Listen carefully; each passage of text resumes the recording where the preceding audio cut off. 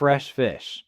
The second you walk onto that cell block, everyone stops what they're doing and watches, your fresh fish, and every gang in the yard is calculating whether you're worth recruiting, robbing, or ignoring.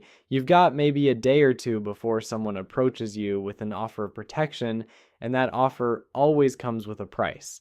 If you accept, you're in their debt, and probably their crew for the duration of your sentence. If you refuse, you better be tough enough to handle yourself or smart enough to stay invisible, because going solo means you're fair game for anyone looking to make a point. Prospective recruit, you've caught someone's attention. Maybe you run in the same circles, maybe you did something that impressed the right person, or maybe you just happen to live in their territory and they've been watching. Either way, a gang member approaches you with something small. Deliver this package, keep an eye on that corner for an hour, hold on to this bag for a day. They're testing you. Can you follow simple instructions without screwing up? Will you ask too many questions? Do you panic under pressure? If you pass these little tests and keep your mouth shut, they'll give you slightly bigger tasks. They're building a profile on you, figuring out if you're loyal, tough enough, and useful enough to bring in deeper. Initiation. Getting into a gang isn't like filling out an application. Most gangs make you prove yourself through what's called being jumped in. This means standing in a circle while multiple members beat you for a set amount of time, usually 30 seconds to 2 minutes. You're not supposed to fight back or curl up. You take the hits and stay standing if you can. The point is showing you can handle pain and won't snitch when things get rough. Some gangs skip the beating and make you commit a crime instead. Usually something violent like attacking a rival or robbing someone at gunpoint. Either way, you're proving loyalty by doing something you can't take back. New blood. So you made it through initiation and now you're in, but don't expect anyone to treat you like you matter yet.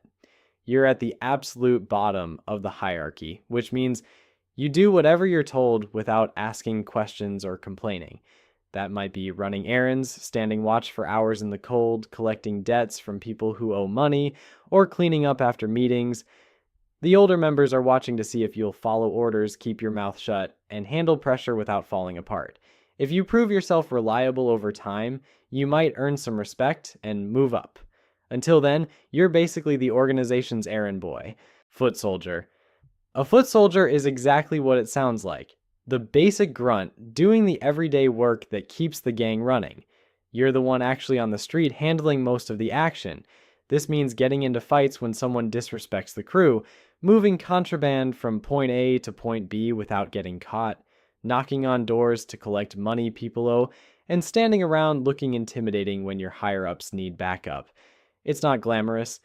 You're taking the most risk for the least reward since you're the most replaceable person in the hierarchy. If something goes wrong, you're the one getting arrested or stabbed while the shot callers stay safe. Enforcer. The enforcer is the muscle behind the gang's authority. This is the person who makes sure everyone inside the organization follows orders and reminds rivals why crossing boundaries is a bad idea. When someone steals from the gang, disrespects leadership, or breaks internal rules, you're the one delivering the lesson. That might mean a beating in an alley, a stabbing to send a message, or showing up at someone's door to make it clear what happens next if they don't comply. You also handle external threats by attacking members of rival gangs or intimidating witnesses who might talk to police. The enforcer role demands loyalty and a willingness to use violence without hesitation. Shot caller, yard. A shot caller for the yard is basically middle management for a prison gang. You control everything that happens in your assigned area, whether that's the rec yard, a specific cell block, or a housing unit. Your job is making the day-to-day calls. Who gets taxed for protection? Who gets green-lighted for a beating? How contraband moves through your territory. You settle beefs between members before they escalate into something messy. You're also the information pipeline, reporting everything up to the gang's higher ranks on the outside or in other prisons, all right? It's a leadership role, but you're still taking orders from above. The position comes with respect and power, but it also puts a target on your back from rival gangs. Treasurer. The treasurer controls all money moving through the gang's prison operations, and that means you're handling way more than just cash. You track every debt owed to the gang, every protection payment from inmates who need safety, and every transaction involving contraband like drugs, tobacco, or phones. Most deals happen through commissary credits or outside deposits into specific accounts, since actual currency is rare inside. You keep detailed mental records of who owes what because writing things down is evidence. When profits accumulate, you coordinate transfers to leadership on the outside through money orders or third parties. You also decide who gets fronted merchandise on credit and chase down anyone who doesn't pay, which often means ordering enforcement. Intelligence officer. Intelligence officers are the eyes and ears of the gang, constantly gathering information to keep leadership one step ahead. You recruit and manage informants, other inmates, sometimes even guards who can be bought or blackmailed. These sources feed you details about rival gang movements, planned shakedowns, who's snitching to the administration, and when contraband shipments are coming in. You piece together fragments of overheard conversations, track patterns in guard rotations, and monitor which inmates are meeting with who.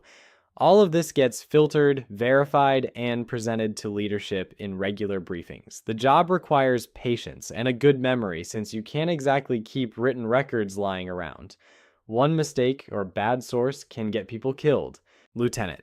You've climbed high enough that you're no longer just muscle or a messenger. As a lieutenant, you control multiple cells or wings, with enforcers and foot soldiers answering directly to you. Your daily work involves coordinating smuggling routes, resolving disputes between lower ranks, and making judgment calls when problems arise that don't need to reach the boss yet.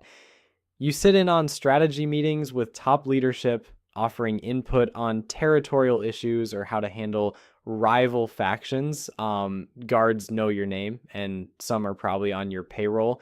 Your position means serious respect, but also serious exposure if something goes wrong. Captain. The captain runs everything inside a prison facility. You're at the top of the gang hierarchy within those walls, coordinating every move your soldiers and lieutenants make. Every major decision passes through you, whether it's a hit, a drug shipment coming in through a corrupt guard, or how to handle a dispute with a rival gang. You also communicate with captains in other prisons and answer to the gang's leadership on the outside. If someone needs to die, you approve it. If there's money to be made, you organize it. Your word is law inside that facility, and crossing you means getting dealt with quickly and brutally. General/boss. Being a general or boss inside means you're running the show from behind bars, which sounds impossible but happens more than you'd think. You're not just managing your cell block. You're coordinating operations across multiple prisons, sometimes entire state systems. Every major decision filters through you. Who gets protection, who gets taxed, which gangs you're allied with, which ones you're at war with. You stay connected to leadership on the outside through visits, corrupt guards, contraband phones, whatever works. The weird part is you often have more power inside than you did on the street because prison consolidates everything. One word from you can greenlight a hit, approve a drug shipment, or end a conflict that's been brewing for months.